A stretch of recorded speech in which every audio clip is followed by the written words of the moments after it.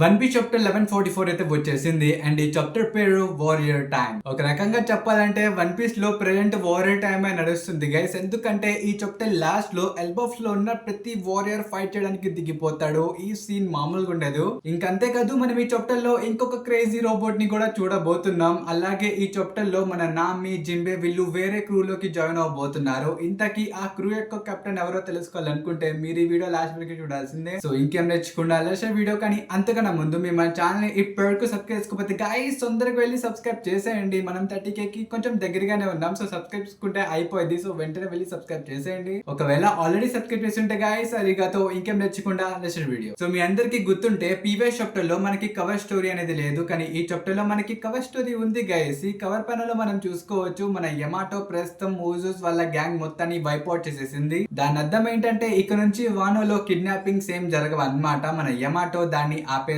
So ఇంతటితో మన యమాటో యొక్క జర్నీ ఎండ్ అయిద్దా లేకపోతే ముందు ఎక్కడికైనా వెళ్ళిద్దా మనం ముందు కవర్ ప్యానల్స్ లో చూడాలి. బట్ ఈ కవర్ ప్యానల్ లో మనం ఒటామాని కూడా చూసుకోవచ్చు గైస్. మనం తిన్ని చాలా రోజులతో చూస్తున్నాం. ఇంకా తన పక్కనే ముక్కులో మేకులు పెట్టుకున్న కార్పెంటర్ ని కూడా చూసుకోవచ్చు.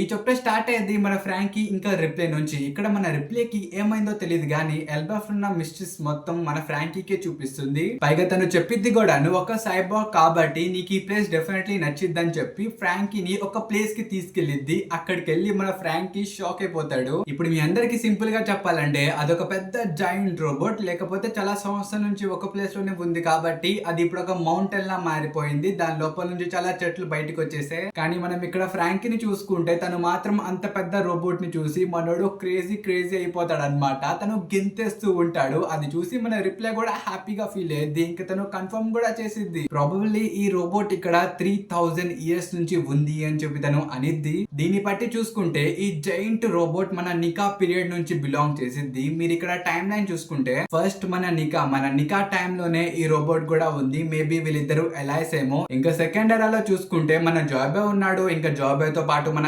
ఉన్నాడు. వాళ్ళిద్దరు ఎలైస్ మన అందరికి తెలిసిందే. ఇప్పుడు ఇది చూసి మన లూఫీ దగ్గర రోబోట్ లేదేంటి బ్రో, మన లూఫీ దగ్గర కూడా అలాంటి పెద్ద రోబోట్ ఉండాలి కదా అని చెప్పి మీరు అనొచ్చు. బట్ గైస్ మన లూఫీ దగ్గర ఆల్రెడీ ఒక రోబోట్ ఉంది. దాని పేరే ఫ్రాంకీ. నాకు తెలుసు ఫ్రాంకీ హైట్ లో చాలా చిన్నగా ఉన్నాడు. But guys obviously he's a robot, he's a cyborg. So తన హైట్ కూడా పెంచొచ్చు. పైగా మన రిప్లై ఫ్రాంకీ ఒక సైబార్గ్ అనే తెలిసి అక్కడికి తీసుకెళ్లింది కాబట్టి మేబీ అక్కడ మన ఫ్రాంకీ ఏదైనా అప్డేట్ చేసుకోవచ్చు. బై ద వే మన ఫ్రాంకీ ఇది మొత్తం చూస్తూ ఉంటాడు. ఇంకప్పుడే ఆ జైంట్ రోబోట్ లోపల నుంచి మన లలిత్ ఇంకా బానీ వీళ్ళిద్దరు పైకి లెగుస్తారు అనమాట. లెగసి ఫ్రాంకీ మేము ఇక్కడ ఉన్నామని చెప్పి ఫ్రాంకీని పిలుస్తారు. ఇది చూసి మన రిప్లై షాక్ అయిపోయింది. ఎందుకంటే వీళ్ళిద్దరు జైంట్స్ కూడా కాదు, అలాంటిది ఇంత తొందరగా ఇక్కడికి ఎలా వచ్చేసారు అని చెప్పి తను షాక్ అయిపోయింది. కానీ వీళ్ళిద్దరు చెప్తారనమాట మేము తప్పిపోయామని. కానీ ఇది మొత్తం చూసిన తర్వాత నాకైతే డెఫినెట్లీ అనిపిస్తుంది మన ఒడా సెన్సే ఏదో గట్టిగానే ప్లాన్ చేస్తున్నారని. ఎందుకంటే ఇది కోఇన్సిడెన్స్ కాదు గైస్. ఫస్ట్ మనకి ఫ్రాంకీని చూపించారు. ఒక రకంగా తనే మనకి ఎల్బఫ్ యొక్క హిస్టరీ మొత్తాన్ని చెప్తున్నాడు. ఇంకా తన తర్వాత మనకు ఒక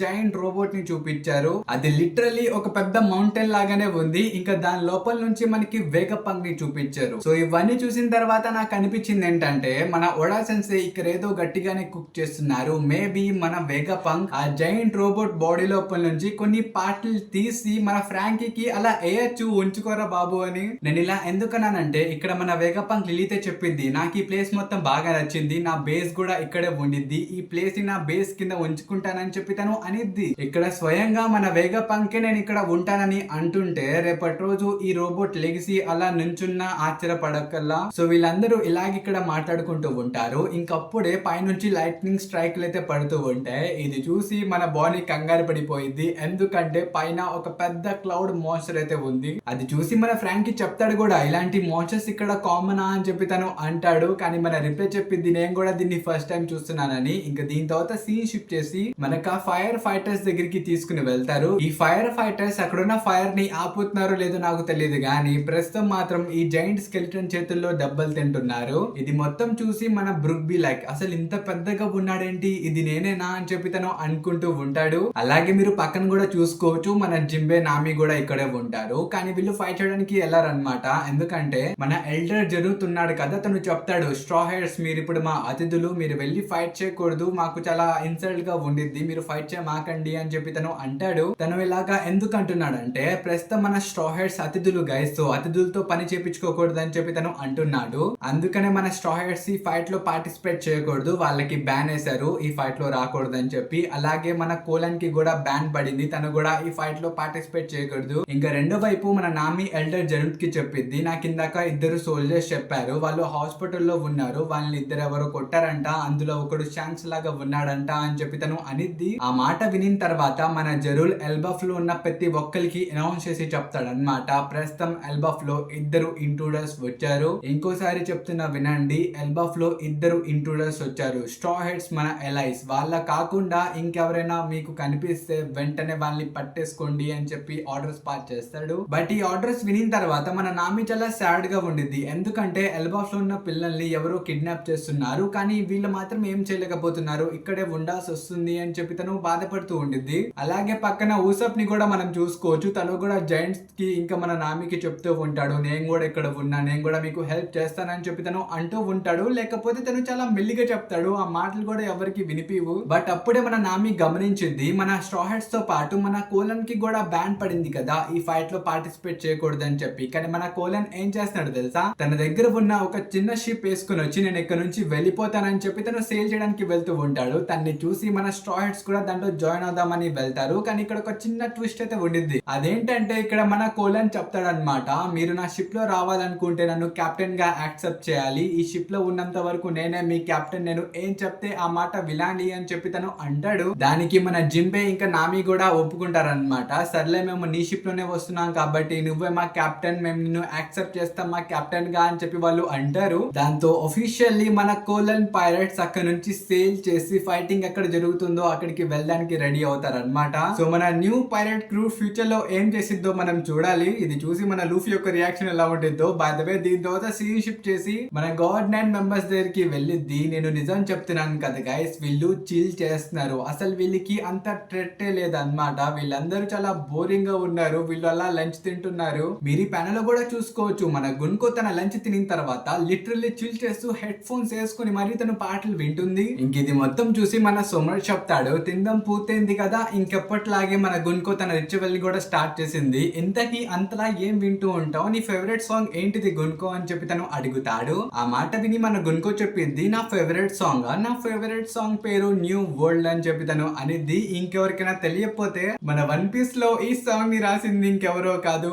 మన సోల్ కింగ్ అంటే మన బ్రుక్ అన్నమాట. మన బ్రుక్ యొక్క హ్యూజ్ ఫ్యాన్ గర్ల్ అన్నమాట మన గున్కో. అండ్ తన ఫేవరెట్ సాంగ్ పేరు వచ్చేసి న్యూ వరల్డ్. ఈ మాట వినిన తర్వాత మన సోమర్ చెప్తాడు, అదేంటమ్మా నీ ఫేవరెట్ సాంగ్ పేరు న్యూ వరల్డ్, దాని అర్థం నీకు ప్రెజెంట్ వరల్డ్ నచ్చలేదనేగా నువ్వు ఇప్పుడు న్యూ వరల్డ్ అనే పాటలు వింటున్నావు అని చెప్పి తను అంటాడు. ఇంకప్పుడే మన కిలింగం వచ్చేసి చెప్తాడు, చూడండి తను ఎలాంటి పాటలు విన్నా మనకెందుకు, మనం మాత్రం ఈ సినిమా మిస్ అవ్వకూడదు, పదండి ఈ సినిమా మనం చూద్దాం అని చెప్పి తను అంటాడు. ఇంతకీ వీళ్ళు ఏ సినిమా గురించి మాట్లాడుకుంటారంటే, ముందు మన జైంట్స్ వాళ్ళ పిల్లల్ని కాపాడుకోవడానికి అంత కష్టపడుతున్నారు కదా, సో వాళ్ళనే వీళ్ళు సినిమా అని అంటున్నారు. ఇంకా మనం ఆ సినిమాలోకి వెళ్తే, అదే మనం మన జైంట్స్ దగ్గరికి వెళ్తే, మన సోల్ ఇక్కడ పిల్లల్ని ఆపడానికి చాలా కష్టపడుతూ ఉంటాడు. ఎందుకంటే ముందు మంటలు ఉన్నాయి, ఆ మంటల్లోకి వెళ్తే పిల్లలకి గాయాలు అవుతాయి, అందుకనే పిల్లల్ని ఇక్కడే ఆపేయడానికి తన 2 చేతుల్లో తను 2 షీల్డ్ పట్టుకొని వచ్చి పిల్లల్ని అక్కడ ఎలాగైనా ఆపాలని చెప్పి ట్రై చేస్తాడు. కానీ ఇక్కడ ఏమైందంటే, ఫస్ట్ ఉన్న అమ్మాయి ఆగిపోయింది, కానీ తన వెనకాలన్నోళ్ళు ఆ అమ్మాయిని పుష్ చేస్తారనమాట.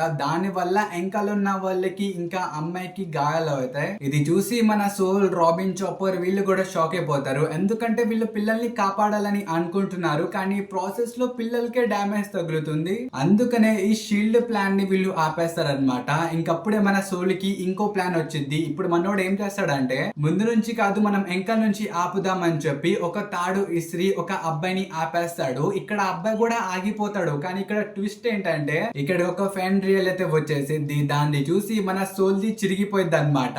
అసలు ఇది ఏంటిది, ఇక్కడికి ఎలా వచ్చింది అని చెప్పి తను షాక్ అయిపోతాడు. పైగా ఈ ఫెండ్రియల్ కి స్పెషల్ ఆర్డర్స్ కూడా ఉన్నాయన్నమాట. అంటే మన కిలింగం తినికి ఆర్డర్స్ ఇచ్చిండు, పిల్లల్ని నువ్వు ప్రొటెక్ట్ చేయాలి, పిల్లల్ని ఎవరైనా ఆపడానికి వస్తే నువ్వు వాళ్ళని ఖతం చేసేయాలని చెప్పి మనోడు ఆర్డర్స్ ఇచ్చిండు. సో ఇది ఆర్డర్స్ పాటిస్తుంది. సో ప్రస్తుతం మన సోలే ఆ పిల్లల్ని ఆపుతున్నాడు కాబట్టి తన పని ఖతం చేయడానికే ఈ ఫెండ్రియల్ ఇక్కడికి వచ్చింది. కానీ దీని తర్వాత ఏం జరిగిద్దో మనకి తెలియదు. ఎందుకంటే ఇక్కడే సీన్ షిఫ్ట్ చేసి మనకి మిగతా జైంట్స్ దగ్గరికి తీసుకుని వెళ్తారు. ఈ జైంట్స్ అందరూ కలిసి ప్రస్తుతం ఈ స్కెలిటన్ మాన్స్టర్ ని డిఫీట్ చేశారనమాట. మీరు ఇక్కడ చూసుకోవచ్చు, ఇక్కడ దాదాపు 5 జైంట్స్ కలిసి ఒక్క స్కెలిటన్ మాన్స్టర్ ని డిఫీట్ చేశారు. ఇంక ఇలాంటి మాన్స్టర్స్ ఇంకా ఎన్నో ఉన్నాయి. సో ఇన్ని మాన్స్టర్స్ ని మనం ఎలా ఓడించాలి అని చెప్పి వాళ్ళందరూ అనుకుంటూ ఉంటారు. ఇంకప్పుడే మన జైంట్ పైరట్స్ పై నుంచి దిగుతారు. ఐ మీన్ షిప్ లో ఎగురుకుంటూ వస్తారు. ఇక్కడ మనం బ్రాగిని కూడా చూసుకోవచ్చు. ఫస్ట్ వాళ్ళే అటాక్ చేస్తారనమాట. ఇక్కడ హాంగ్కాంగ్ అటాక్ ని వాళ్ళు ఉపయోగిస్తారు. ఈ ఒక్క అటాక్స్ తో గైస్ దాదాపు 4 మాన్స్టర్స్ అలా నాక్అవుట్ అయిపోతే అవి పడిపోతాయి. దీన్ని బట్టి మీరు అర్థం చేసుకోండి, ప్రస్తుతం మన ఎల్బాఫ్ లో ఉన్న జైంట్స్ అందరూ అవుట్ ఆఫ్ షేప్ లో ఉన్నారు. ఇక్కడ 5 కలిసి ఒక్క మాన్స్టర్ ని డిఫీట్ చేశారు. ఆ దాన్ని డిఫీట్ చేయడానికి వీళ్ళకి చాలా టైం పట్టింది. బట్ ఇక్కడ మనం బ్రాగిని చూసుకుంటే వాళ్ళిద్దరు ఒకేసారి ఒక్క అటాక్ చేశారు. దాంతోనే 4-5 మాన్స్టర్స్ ఇక్కడ పడిపోయారు. సో జస్ట్ ఇమాజిన్ గైస్, ఒకవేళ మన ఎల్బాఫ్ లో ఉన్న ప్రతి ఒక్క జైంట్ ప్రాపర్ షేప్ లో ఉంటే గనక వీళ్ళు ఇలా చిల్ చేసే వాళ్ళు కాదు. By the way back to chapter, మన బ్రాగితో పాటు ఇక్కడ మన మౌంటైన్ ఈటర్ కూడా వచ్చేసాడు. ఐ మీన్ మౌంటైన్ కట్టర్ కూడా వచ్చేసాడు. తన్ని చూసి మిగతా జైంట్స్ అందరూ హైప్డ్ అప్ అయిపోతారు. వాళ్ళు చెప్తారు ఇప్పుడు యాసన్ కూడా వచ్చేసాడు కాబట్టి వీళ్ళందరినీ మనం ఈజీగా డిఫీట్ చేసేయచ్చు అని చెప్పి వాళ్ళు హ్యాపీగా ఫీల్ అవుతారు. కానీ ఇక్కడ మన బ్రాగి చెప్తారు, ఈ జైంట్స్ మాన్స్టర్స్ ని మమ్మల్ని వదిలేయండి, మేము దీన్ని డీల్ చేసుకుంటాం, మీరు వెళ్ళి పిల్లల్ని కాపాడండి అని చెప్పి ఆ మిగతా జాయింట్స్ కి ఆర్డర్స్ ఇస్తారు. ఇంకా వాళ్ళు దాన్ని పాటిస్తారు కూడా. ఇంతటితో ఈ చాప్టర్ అయితే అయిపోయింది. కానీ ప్రస్తుతం మనం ఎల్బాఫ్ యొక్క స్టేటస్ ని చూసుకుందాం. సో ఆ జైంట్ మాన్స్టర్స్ ని ఓడించడానికి ఎల్బాఫ్ లో ఉన్న పాత జైంట్ వారియర్స్ వచ్చేసారు. సో వాళ్ళు ఈజీగా వాళ్ళందరినీ డిఫీట్ చేసేస్తారు, నాట్ ఏ ప్రాబ్లం. ఇంకా రెండో వైపు మన సోల్ ఒక్కడెప్పుడు పిల్లల్ని ఆపుతున్నాడు కాబట్టి ఇప్పుడు తనకి బ్యాకప్ గా ఇప్పుడు మిగతా జాయింట్స్ కూడా తన్ని హెల్ప్ చేయడానికి వెళ్తున్నారు. సో దీన్ని బట్టి చూసుకుంటే మన గవర్నెట్స్ యొక్క రెస్ట్ టైం అయితే ఇప్పుడు ఖతమైపోయింది అనమాట. ఇప్పుడు వాళ్ళు కూడా సీరియస్ మోడ్ లోకి ఎంటర్ అవ్వాలి. పైగా మన స్ట్రా హెడ్స్ కూడా ఇంకా బ్యాటిల్ లోకి ఎంటర్ అవ్వలేదు. ప్రస్తుతం మన స్ట్రా హెడ్స్ అందరూ అండర్ వరల్డ్ లో లోకి ట్రీట్మెంట్ ఇస్తున్నారు. వాడొక పెద్ద బిస్ట్, వాడింకి ఫైట్ లో ఎంటర్ అవ్వలేదు. వాడు ఎంటర్ అయితే ఈ ఫైట్ ఇంకో లెవెల్ లోకి వెళ్ళిపోయింది. నాకు తెలిసి మన ఓడా సెన్సై ఈ కార్డ్స్ అన్ని నెక్స్ట్ చాప్టర్ లో ప్లేస్ చేయబోతున్నారు. నెక్స్ట్ చాప్టర్ అయితే చాలా క్రేజీగా ఉండబోతుంది. పైగా నెక్స్ట్ వీక్ బ్రేక్ లేదు కాబట్టి మనం ఆ చాప్టర్ ని తొందరలోనే చూడొచ్చు. ఇంక ఈ వీడియో అయితే ఇంతవరకే. సో ఈ చాప్టర్ మీకు ఎలా అనిపించిందో కామెంట్స్ లో చెప్పడం మర్చిపోమాకండి. ఇంకెవరైనా కొత్తగా చూస్తుంటే గైస్ మన ఛానల్ సబ్స్క్రైబ్ చేసుకోవడం మర్చిపోమాకండి. అలాగే వీడియోకి ఒక టార్గెట్ ఇస్తున్నా, కుదిరితే 500 likes కంప్లీట్ చేసేయండి. నాకు తెలుసు మీరు అందరూ కంప్లీట్ చేస్తారు. సో ఈ వీడియో అయితే ఇంతవరకు మనకు next video. Until then bye by.